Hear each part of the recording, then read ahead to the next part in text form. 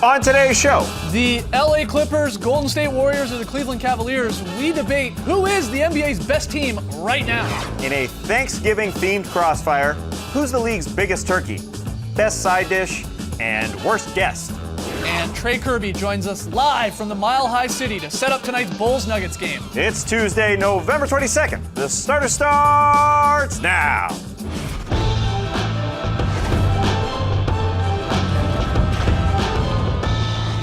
Good evening, sweet world, and welcome to the starters. Whether you're listening to the podcast, joining us live right now on NBA TV, or a little bit later on YouTube, we're happy to have you. I'm J.E. Skeets, and alongside me, as always, has Tass Millis. I can't wait to be stuffed full of stuffing. To his right, it's the international man of mystery taking it to the stash, Lee Ellis. Friends. Lily, and last, certainly not least, joining us live from Denver, it's the bearded one, it's Trey Kirby. Hey-o! Oh, TK, how's the thin air in Denver treating that beard? Well, let me tell you, it's cold here. I used to be a guy that complained about the heat, but now I complain about the cold. Everybody's telling me it's not cold, but there's snow on the ground, so I'm literally wearing now a turtleneck, a shirt, and a tweed blazer, and I'm still dying. Wish I would have brought some gloves. Beautiful layers. I love the layers. Look like can our we- friend Chiefs. Yeah, you do. What can we look forward to from you a bit later in the show? Well, I talked to Danilo Gallinari about a bunch of things, including basketball and dunking, so we'll see that a little bit later, and I'm sure we'll talk about the Bulls circus trip and, just some more basketball stuff, really. All right, excellent. Well, stay warm there. Keep drinking plenty of water, too. It's apparently good for you in the higher altitude. That's what I heard. Yeah, it's a true story. All right, guys. Facts. Seeing as there's just the three of us here in the studio, figured it's time to bring back a little game called Are You in Sync? Oh, yeah. It's been a while. So in case you forget, the rules are simple. I'm going to hit Tass and Lee here with an NBA question. We're going to count them down, and they'll give us their answers at the exact same time, and then, and only then, we see just how in sync everyone truly is. This is a blast. First one's pretty simple. The question: who is the best team in the league? In 3, 2, 1. Warriors. Oh boy, here we Oh, go. no. Here oh, we no. go. Oh, no. It's the Warriors, baby. They are here. These Warriors that we were promised in the offseason, they're here. They've got the best offense in the league already. They've got 10 games with 30 assists. Wow. That hasn't been done this early in the season in over 30 years. They're already here, and they're only going to get better. I know their defense is sort of mediocre at this point, but they've teased me enough. I feel great with this start. I'm excited to watch this team only get better. And they basically have the same record as the Clippers right now. They'll learn a half game back because the Clippers have played one more game. Basically is not the same. Oh, boy. And I am giving respect to the Clippers for the way they've come out this season. 13-2, great start, unbeaten on the road, second best defense, second best offense, and they're really taking care of the ball. They're doing the things they have to do because coming into this season, we know that this could be a crossroads year for the Clippers. Maybe this team won't look the same going forward from here. But if they keep it together and if they stay together, I do believe they can seriously challenge the Warriors this season. We're going to find out early December when they first meet up with each other. But they've got a great team. They're not too top heavy. They're getting contributions from everyone in that starting unit. And most importantly from the Clippers, the bench unit A little bit of a bench finally. is producing for them. Defense, bench, great on the road. Right at this point of the season, I'm giving the nod to the Clippers. I understand that. That's totally fair, but we're 4 weeks into the season, and this is how good the Warriors are now. Right. Just you wait until Warriors they get are coming. going. They won by 37 last night. I know it was a thin Pacers team, but Klay Thompson the last 8 games has found the flow. He's shooting incredibly. This is what we all were promised when Kevin Durant came here. I didn't think it was going to come this early. I don't think Steve Kerr thought it was going to come this early, that they're this good, 30 assists in 10 of their 14 games. It's beautiful. They're scoring beautifully and they're scoring a lot. They're just giving up a few too many points right now that I think is a little concern for them because Steve Kerr knows they're missing Andrew Bogut, definitely. And if you're scoring a lot, that's fine, but you can't just let the other team go down and score. Look, be honest with me here, guys. Did either of you consider going to the East and going with the Cleveland Cavaliers? For sure. Yeah? For sure. With an unbelievable record, a top 5 offense, a top 10 defense, one of the best net ratings in the league, incredible when LeBron, of course, is playing. Yes. You gave some consideration to the Cavs. They're but the ultimately went champs. Warriors. Yeah, right. Defending champs of that. Yeah, so, I'm prognosticating here. Yeah. I do think the Warriors will be the best team when we come to April 15th and the playoffs go ding, ding, ding, and we get this rolling. And I'm looking forward to December when Clips Warriors go, and then we get Christmas Day with the Cavs and the Warriors. Sure. I do think the Clips are a worthy adversary of the Warriors. Right now. Yes. Because the biggest concern I had about the Clippers was they'd start the season off slowly and they wouldn't even challenge the Warriors. But right now, they've shown us at this moment, 15 games in, they should be able to challenge them. Yeah. I'm a little worried the rebounding numbers have already started to get a little bit low for those Clippers, for Blake Griffin. They were above 10. They were great to start the year. The defense is still incredible, but I think they're coming a little bit back to who they are. All right, so not in sync with that one, but let's go from best teams to best players, really.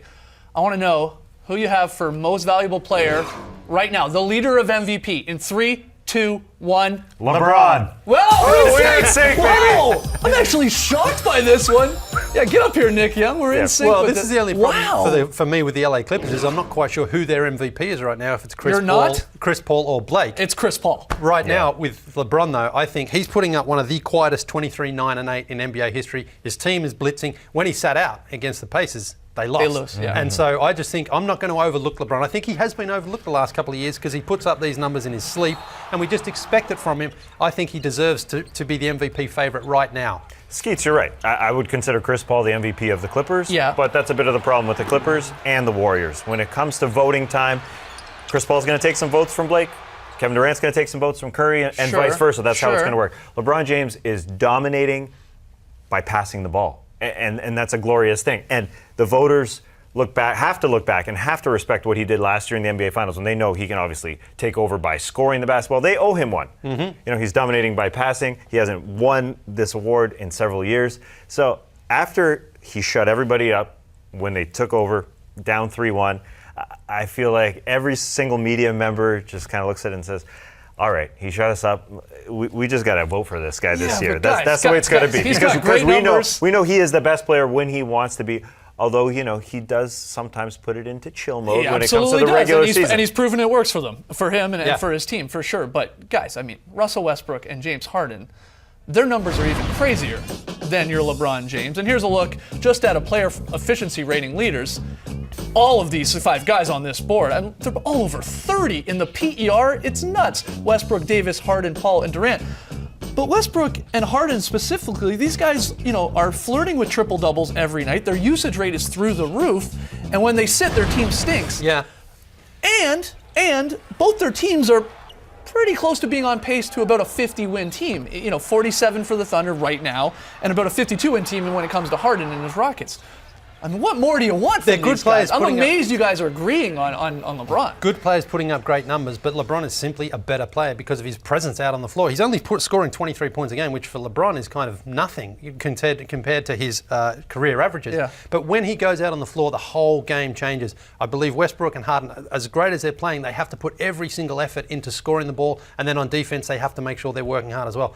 LeBron just has that appeal right now. He can go out there and he turns it on whenever he wants, and he's got his team cruising. They've only lost one game while he's been playing. That was home to Atlanta Hawks. Other than that, he's the best player in the league. He's dominating without scoring a ton. That's and it's glorious to watch. He's kind of messing around with the league right now. Yeah. All right, guys, we're in sync with that one. Final one here. The deadline, trade deadline. It's a few months away still, in case you didn't know. But I want to know, which team is most likely to make a big trade?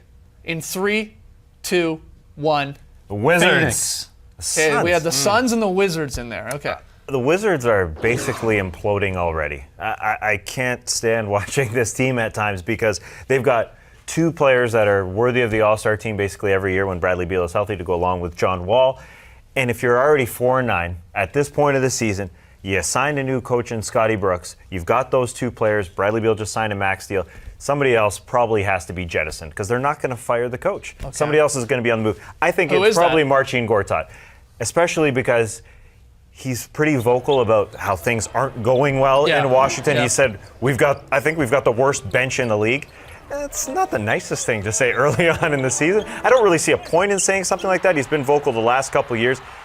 I don't think he's part of their core going forward. I think Marcin could be moved. I know he's not the biggest name in the world, but I see him as a player that they just don't think is that, doesn't go as well with John Wall and Bradley Beal. Okay, why the Suns? I think Brandon Knight is going to be on the move because they look at their backcourt, and obviously Devin Booker is a star and Eric Bledsoe is their point guard, and I think that means Brandon Knight has to come off the bench, and he's being paid. He got a 5-year, $70 million deal for a guy coming off the bench. If he can embrace that role, I think fine, he might be a good player in that position. But if you look at someone like the Dallas Mavericks right now, who have got JJ Barea out injured and Deron Williams also injured, they could use someone like Brandon Knight as a starting point guard. He's not an all-star player, but he can be a very effective player if he takes smart shots and he distributes the ball the way he's supposed to. So I think the Suns have just got a bit of a logjam. They've got a couple other guys too, Tyler Ulis there, and Barbosa, the veteran presence. So they don't need an extra ball handler. He's their best trade asset, I believe. Suns and Wizards. All right, you guys were in sync once. 1 out of 3. Not bad. Not bad. Not bad at all. All right, up next. Just who is the NBA's biggest turkey? Tass and I will debate that and more in a thrilling Thanksgiving Day-inspired version of Crossfire. Lee, you're moderating. Great. Can't wait.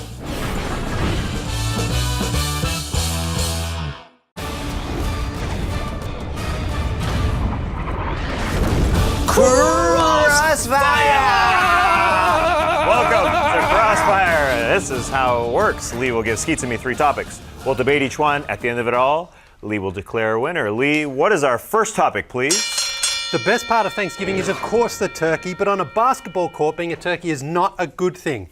Who would you say is the NBA's biggest turkey? Here we go. NBA's biggest turkey is Clippers mascot Chuck the Condor. I know the Clippers are rolling right now, but Chuck the Condor, he is lame. He is lame. He's an actual bird, so let's preheat the oven to 350, pin those wings back, remove the helmet, pat him dry with some paper towels, put some vegetable oil on him, and put him in there for 5 to 6 hours because he's definitely over 30 pounds. Let's just get rid of him. Yeah, he looks Let's tasty. devour him. He looks tasty. I can't disagree with you. Yeah. But I think the turkey in the NBA is Aaron Gordon of the Orlando Magic. Right now, he is sitting on the bench. He is trotting around the farm, around the practice field, waiting to be plucked and put into the center of the table by Frank Vogel, where he can show off all his skills. He's like a mother turkey sitting on his eggs, waiting to hatch those eggs full of skills so he can show them off for the world. What are you Frank talking Vogel won't about? pick him. He's picked Chef Green to be his turkey over Aaron Gordon. I don't get it. I don't get your answers. What? I didn't get my answer. I really don't get that one. Aaron That's Gordon wild. deserves to be the centerpiece of the table. All right. Right now, he's just a side dish. It's unfortunate. Well, sure, turkey is the main event, but you can't just eat it by itself. Yep. You've got to have your sides. Yep. Who would you say is the NBA side dish? An impressive supporting player. Here we go. An impressive sporting player, I think it's Boris Dio. What do you want? What do you want? You want a guy who can play point? Boris Dio. You want a guy who can play center? Boris Dio. You want a guy who can shoot from the outside? Boris Dio. You want a guy who's ready on the bench, who can show your other supporting players to be ready on the bench? He might get a DMP one day, come out the next day, hit 5 threes. You think Boris still has it? Yeah. Boris still got it. He loves to eat. That also makes him a great side dish. Yeah. He loves to drink wine. He loves to drink espresso. The guy can do it all. I think the best side dish is Spurs guard Patty Mills. And I'm not just saying this because you're Australian. Smart, I'm trying to get very some smart. votes from you. No, Patty Mills has been fantastic he has for been. the Spurs, especially when you consider Tony Parker being out of the lineup at times and Mills sometimes starting but really coming off the bench where he's excelled this year. 11 points per game, excellent shooting numbers, 47% from the floor, 40% from 3. Lee, you'll also like this, 95% from the free throw line. You're working it. Mills was never going to be a star.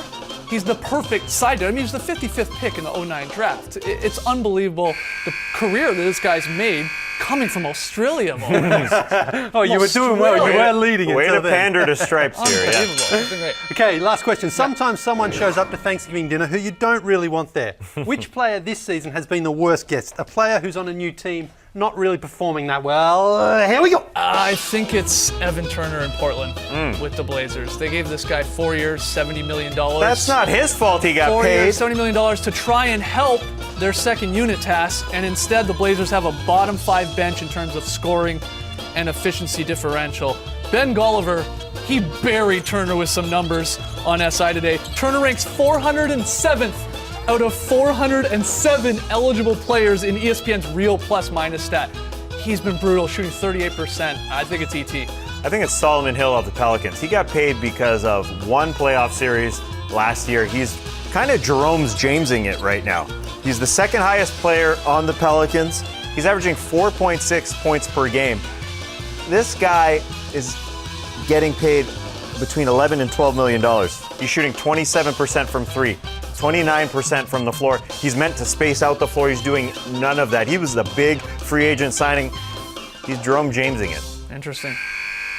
Whoa, whoa, whoa. Oh, never done this before. The winner is. It's a draw! That's bogus. That's bogus. You're You had me a Paddy No, Lazavinha bring Trey back. We need a draw. This is like the Tyron Woodley What is fight. this, a baseball all-star game? A draw. Get out of here. We gotta take a quick break. When we come back, TK. We'll talk to the real ref, TK. Talking to the Rooster in Denver. Don't go anywhere. You're watching the Stars.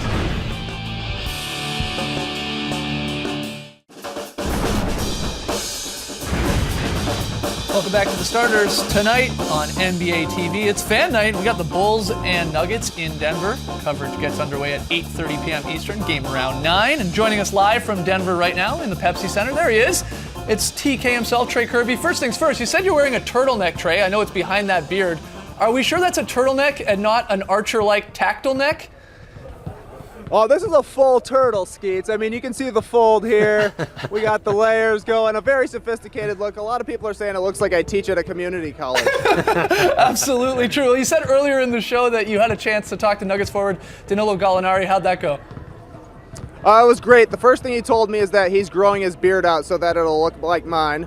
But after that, we started talking basketball and what it's like to be a veteran when you're only 28 years old yourself and where that crazy reverse dunk came from.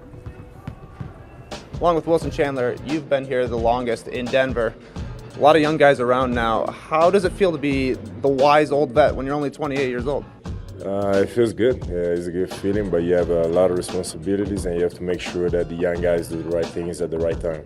Last week, we saw you throw down a two-handed reverse in traffic on Aaron Baines. That's not a dunk we see in the NBA at all, let alone from you throwing it down quite a bit. Where did that come from? Was it me?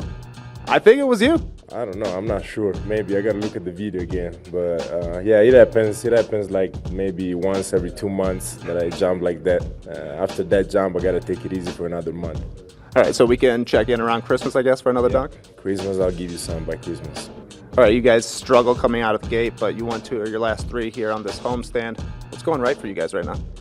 We want to make sure that we want to win the home games. That's very important for if you want to go to the playoff. For a playoff team, you always have to take care of home. And I think we're doing a pretty good job. What we got to keep doing is just, we're just the beginning of the season, so it's still a long season, a long marathon. But we got to make sure that we do it right at home. All right, Danilo, thanks so much. Good luck tonight.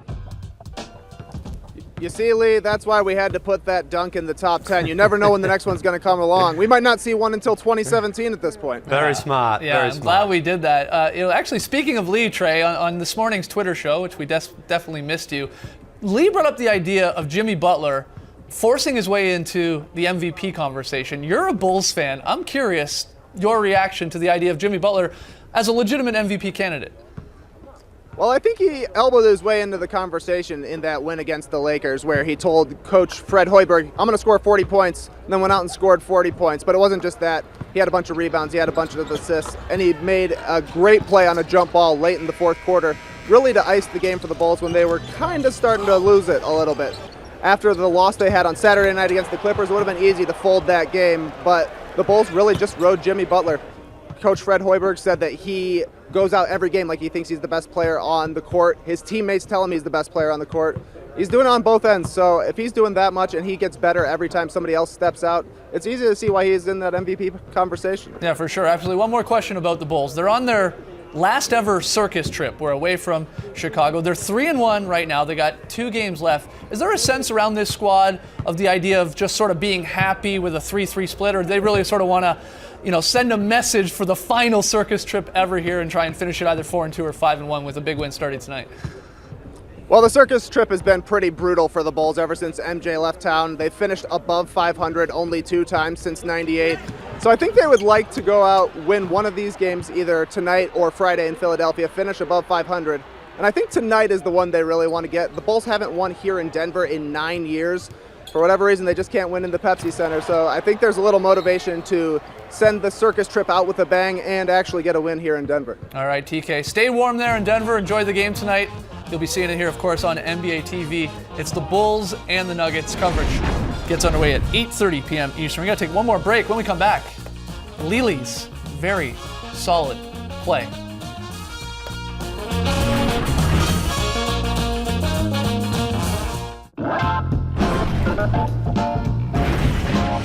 Back with the starters, the Wolves did me in last night, man. I needed that one, and they blew a big lead. But here is tonight's pick and play. Trey and Lee have the Bulls. Tass and I go with the Nuggets. I'm probably doing something at the end of the month where I'll get sick by drinking a bunch of eggnog. Anyway, VSP.